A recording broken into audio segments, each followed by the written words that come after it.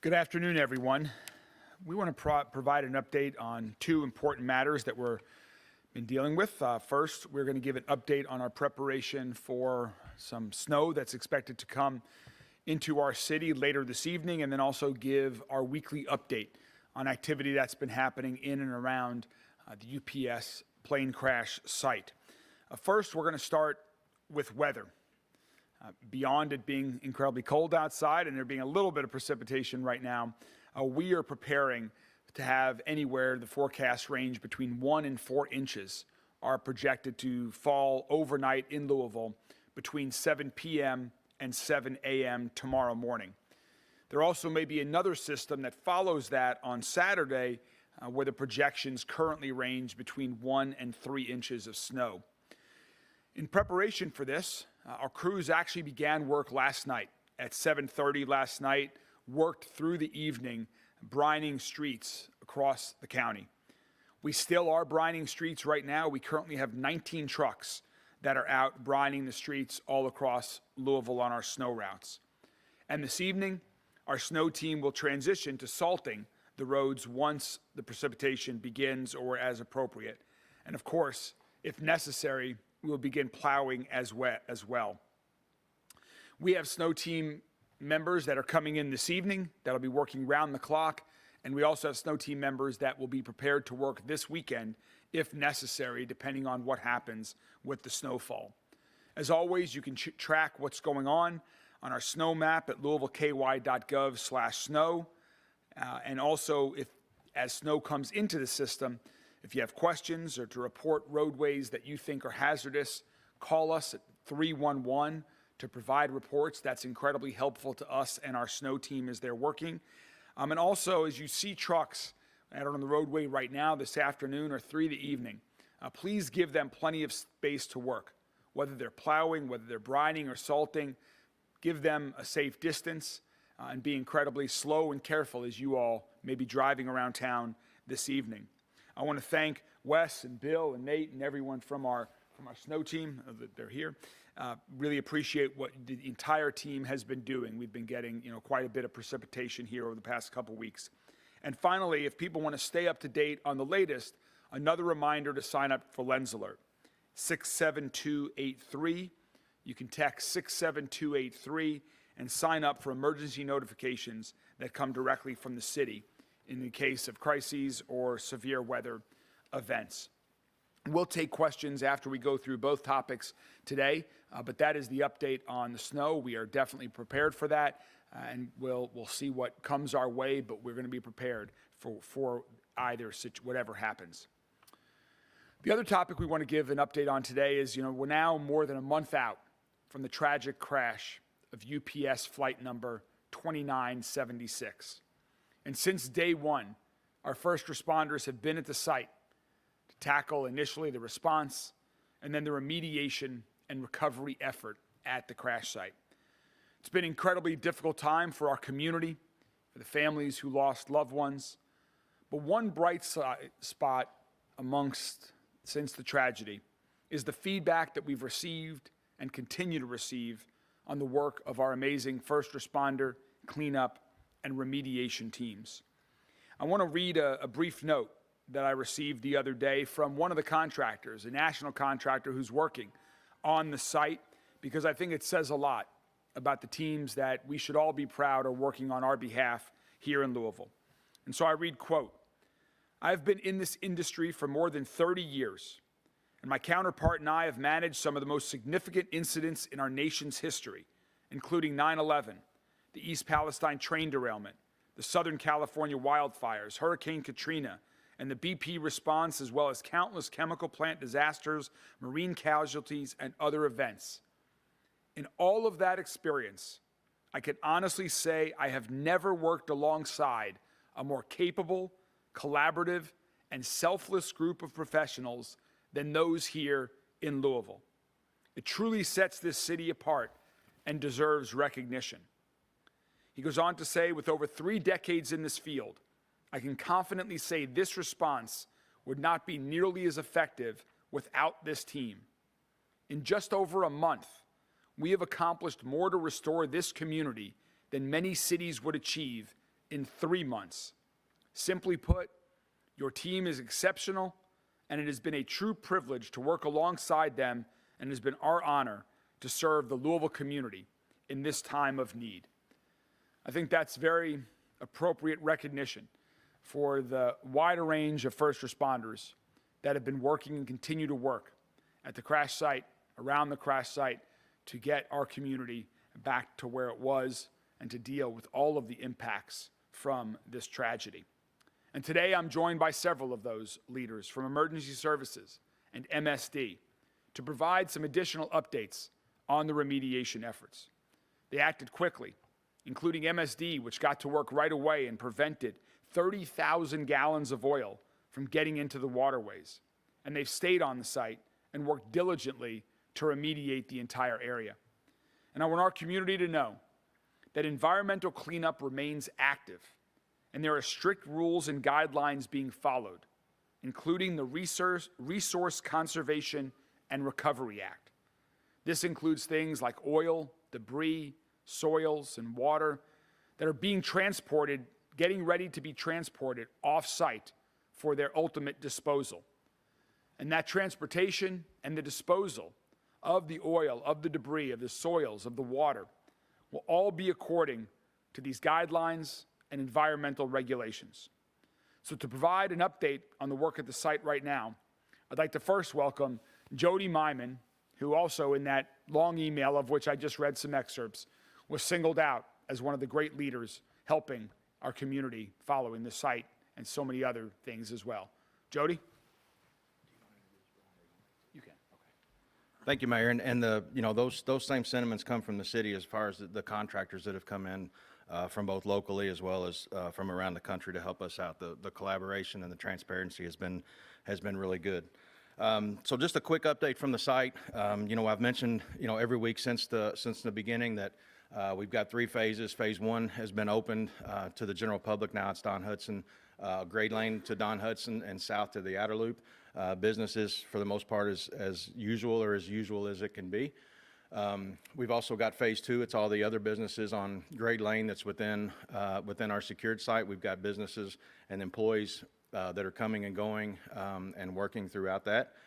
We've also got the phase 3, which is Melton, Knopp, Able, and Hawkins Avenue. That's back to more towards where the crash scene is, and we're really happy to say that from the beginning, LG&E, one of our great partners, they are way ahead of what was originally predicted on the work that they were going to have to do, and the site for the most part, as far as the streets, have been released back to us. So that we can extend over the next couple of days our what we call Operation Midnight, and that's where we're allowing the businesses that are on those streets to come in.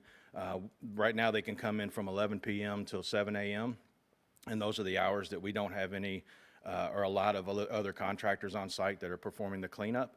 And they will, we're going to back those hours up and extend those hours for them, and we'll be in contact with the businesses as well. So out of over 90 businesses right now, they've got over half of those businesses, gas and electric restored to them.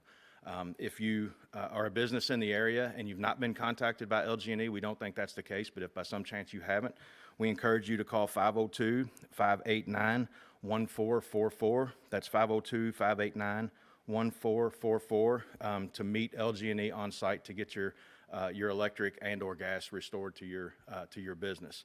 It's obviously becoming very important with the cold weather that's coming in this weekend to make sure that we don't have any type of frozen pipes. And we're working with the water company to alleviate the potential for those issues as well. Another update is we're coming up on 30 days of the Community Resource Center being opened. Tomorrow will actually be its last physical day on site. The Small Business Association will be in town for a few more days, but it's closing tomorrow. But we will still have resources, and we're communicating with businesses that if they need additional resources, they can go to our website and they'll be able to find information as if they were going to the actual physical site to get that. So we're going to continue assisting them. It's just, there's just not going to be a physical site that's open past tomorrow. Like I said, the number of appointments have significantly dropped just over the last week, so we feel like it's time to do that. And just to echo what the mayor said, and I mentioned it just a second ago about the cold weather, and this doesn't just go for businesses but for homes. make sure you're taking the time now to winterize your houses so that you don't have any frozen pipe issues or any other things. So, you know, dripping water and opening cabinet doors, winterizing your outside faucets and things like that is a big thing to consider over the next couple days. With that, I'd like to introduce Brian Bingham with Metropolitan Sewer District that's going to give a little bit more of an update with the cleanup. Thank you, Jody. And I will echo, I've never seen a group of people work together any better than the people out here. And that includes the contracting team, which many of them are local or regional and some are national. And they are all competitors of each other's, and they work together as if there is no difference. So just want to say a few nice words about them. But I want to give you a little more detail about the waste and where it's going, or at least how it's going. So there obviously was a lot of oil related to this incident. There's been a lot of oil recovered, pure oil, and then there's been water recovered with oil in it. So I'll talk through a couple of those processes. The oil that's been recovered, that's pure, that is going to be disposed of off-site, out of state, and I'm going to give you a little bit of detail here. So I want to go through because it's going to be incinerated out of state and will be thermally destroyed to 99.99999%. And then that will be placed in a RECLA Subtitle C landfill. So a very certified landfill, something that's absolutely appropriate and is the industry standard and the industry gold standard. So that transfer of material has started today. There will be 5 trucks a day will take it to train cars for 5 days. So there'll be 5,000 gallons in a tanker, 5 trips a day, 25,000 gallons per train car, 5 train cars. So over 5 days that will be transferred. That is going to a secure facility, and there's secondary containment in place at that facility. So should something go wrong during the transport, there is a way to make sure that it doesn't get released back into the environment. These are all the best practices for the industry. The impacted soils will be taken to a certified landfill, and that will start probably early next week. There's still some final contractual things being worked out on that. That hasn't been finalized yet, but I think it's down to those last dotting I's and crossing T's. And that should only take 3 or 4 days to transfer all that out. So that should get all the pure oil and the solids and soils off-site related to that. The water that was recovered with oil in it, that is still being treated and processed. So to date, about 600,000 gallons has been treated, processed, and by treated, they separate the oil off, put that into tanks for disposal. Then they go through and they put it through a process that's been brought in on-site, and then that is discharged to the MSD sewers. And all the parameters that have been evaluated so far have come back at non-detect. So this is virtually clear water, but we're taking it through the sewer system just to ensure anything gets an additional level of treatment and that nothing gets out to the community. So we feel very, very comfortable about that. There still is about more than almost 2.5 million gallons of water and oil to be treated.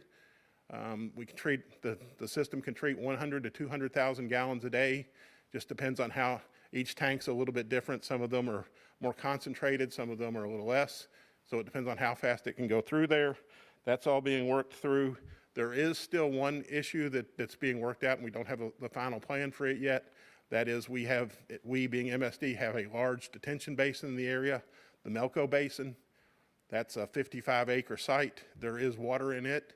There is an active operation going to skim off all the oil that's in there. Probably 95% of that's been removed. Still removing that on a daily basis, and then we have to work out a plan of how to treat that final water. That will probably be worked out in the next week, maybe 2. I believe that's all, and I'll hand it back over to the mayor. Thank you all. Thanks, Brian. Thanks, Jody. We're happy to take any questions that you have either on our preparations for the snow we're expecting or on cleanup at the UPS plane crash site. David Williams, Spectrum News. Has the crash site, I was out there earlier today, it's a pretty wide area. Has the crash site itself gotten smaller, and has the work also condensed or concentrated? And could you also compare how things look today to how they look immediately after the crash? Yeah, so obviously it's been, there's parts that have been cleaned up, and there's, this is you know, it's an operation that is done in segments. So, you know, the contractors on site that's still collecting the pieces of the aircraft, categorizing that so that it can be shipped off to a proper location. But even, you know, when you ask about the size is still the same because there's still remediation that has to take place on the site even after the aircraft is gone. So, you know, the size of the site technically is still the same as it was, but there's a lot that's been done. You know, like I said, it's a delayering of things that has to take place all the way down to actually skimming some of the contaminants out of the earth and out of the rock that's on site. So, you know, it's completely changed, you know, from obviously the night of the crash because, you know, the company that's removing that aircraft, you know, has moved through and they're, you know, I mentioned it in the last week, the briefing that, you know, they're getting into the more concentrated areas. So, you know, it's slowing them down a little bit. The weather's not cooperating, but they've also brought a lot of extra of their crew members in too. So, you know, it doesn't really appear that it's slowed them down because they've been able to adapt to those challenges. I have a couple questions for Jody. First one is that police barricade near Grade Lane and Don Hudson Boulevard.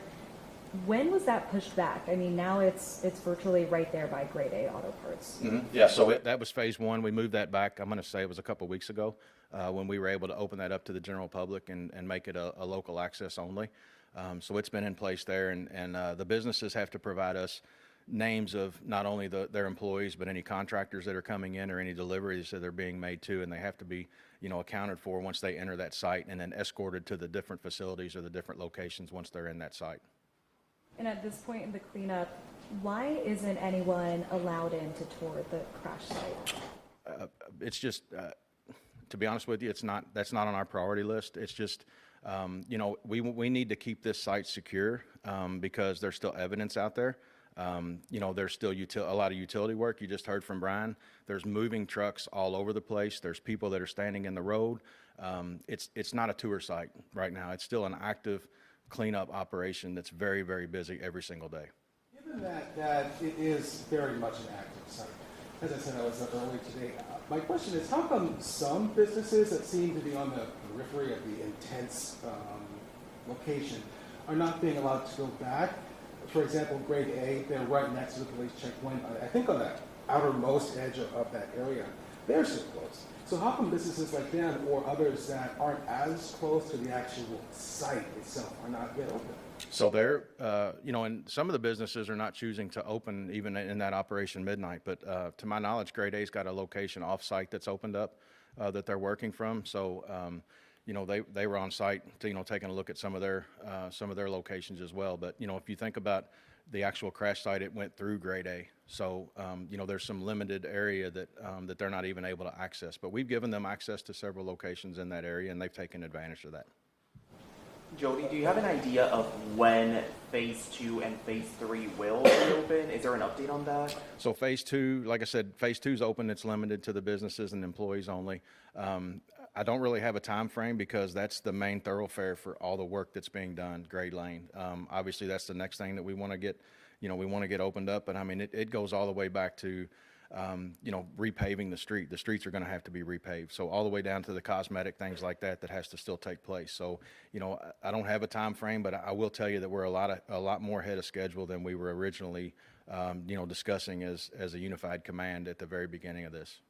For Jody and or Brian, oil's the main contaminant, right? That needs to be cleaned up. I'm trying to break this down as simple as possible for people to understand. Do you have any idea how much oil contaminated the area, the soil, the water, and how much has already been recovered and moved out? So none, there may have been a little bit moved out this morning. None has been moved out yet, but it's starting today. There will be 125,000 gallons moved out over the next 5 days. Beyond that, it's going to take separating the oil out of the tanks that are going through the treatment process, and that will dictate, and there is not an estimate yet of how much has been recovered.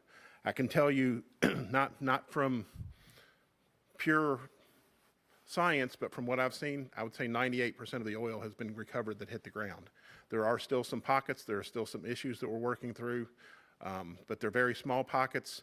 When the question earlier about has the site shrunk or been downsized, the environmental cleanup site has. So if you looked at it originally, the downstream most point was 4.7 miles down, and it was just to the just to the riverside of Nick Rodman Legacy Park, Lamborn Estates.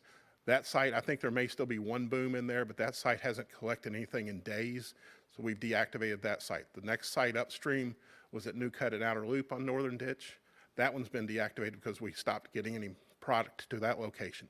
The next site upstream was National Turnpike in Northern Ditch. That one's been deactivated. So we've controlled everything back to the immediate area of the crash, actually slightly downstream of there, but all within our perimeter. So it has been greatly reduced. The treatment process is a very high quality process. It removes even, PFAS has come up as a question before. It removes PFAS to 99.9999, so 6 nines, 2 on the left side of the decimal point, percent removal. So this is a very good process. We're monitoring every batch, so it's going through 100,000 gallon batches that we're treating out there, and every one of those is sampled before it's released to make sure that nothing gets out, so no metals, no other chemicals, nothing like that. So this is a very high level of treatment, far higher than I've ever seen done on anything else. The number of gallons spilled at the site was how much, do you know? It was reported to us that the number of gallons of oil in the GFL facility was 250,000. But we don't know what actually burned in the fire versus what was released. But we do know, we will have an accounting eventually. We just don't know what is in the 140 frac tanks that we have liquids in right now. We haven't been able to classify that yet. And so, Paul, just take another way to look at that. There are basically 4 things that are being removed from the site.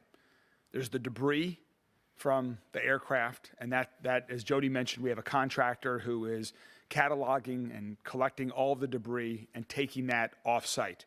You then have the soil. Soil that was contaminated is also, as you just heard from Brian earlier, that starting today will be transported off-site to rails, and then it will be railed to a location where it can be safely incinerated and disposed of. You then have the oil, and the oil has been taken, and that too is being removed from the site. And then finally, you have the water, and the water on the site is being separated. The oil then is removed.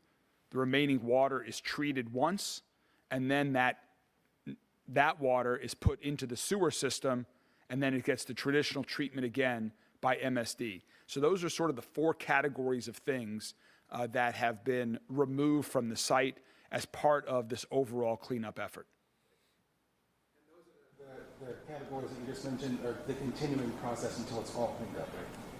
That's right. That's right. We will continue to remove debris. You heard from Jody. They're just now getting to, they sort of moved north to south in terms of the debris. So now they're focused on the area where the most intense areas of debris are, but they've brought in more people. And then, as you've heard from Brian, the oil, soil, and water has been going on, and now it's starting to be transported off-site as it relates to the oil and the soil. And that'll be transported to the railroad and then disposed of appropriately from there. Will the media be allowed on the site at any time? You heard Jody answer that question, but we hear you loud and clear. We will get back to you on that. How much of the plane is still there? Have you guys been able to clear all that debris yet, or? So on the plane, I can't give you a percentage, but up until where sort of the southernmost area of the crash site, where the vast majority of the victims were found, really all of the victims other than the 3 crew members that were in the cockpit, that was a different area. But that is the sort of the highest intensity area of debris, and that's where they're working right now. Are they still physically picking up pieces of the plane? Yes. Do you have any idea of how many, maybe this is for you, Jody, how many people made appointments to go, how many appointments did you have at the Community Resource Center? I don't have that number specifically, but we can get that for you. All right, we will continue to provide updates as there is information like there was this week. We'll do that on a weekly basis or as needed. And again, to the entire community, please be careful as you're going about across the town tonight and over the weekend, and let's, depending on what weather comes our way. We'll be out there working to keep the road safe. Thank you all very much and have a good, safe day.